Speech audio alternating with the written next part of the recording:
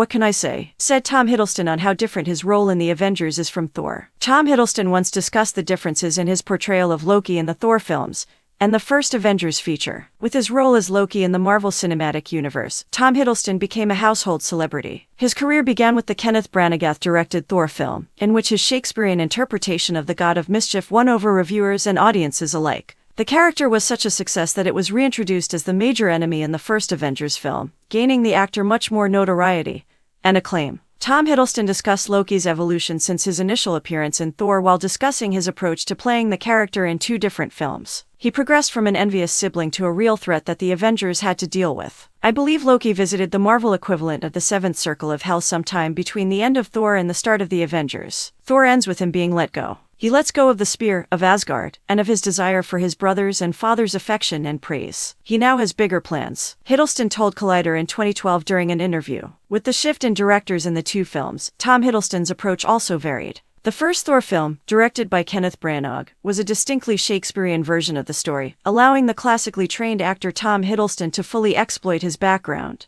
The Avengers, directed by Joss Whedon, allowed for a more radicalized version of Loki since he was placed in an entirely new atmosphere. Tom Hiddleston has had one of the most unexpected trips in the Marvel Cinematic Universe. He auditioned for the role of Thor in the first Marvel film about the God of Thunder, but Chris Hemsworth's interpretation was what the film's producers were looking for. Despite the setback, the actor from The Night Manager was cast as Thor's brother, the God of Mischief. His malevolent image won over both fans and critics, and despite multiple deaths, he remained a presence in the MCU. Loki is possibly the only character in the MCU that has been revived numerous times and gone through a villain-to-hero transformation, becoming even more popular than the God of Thunder himself.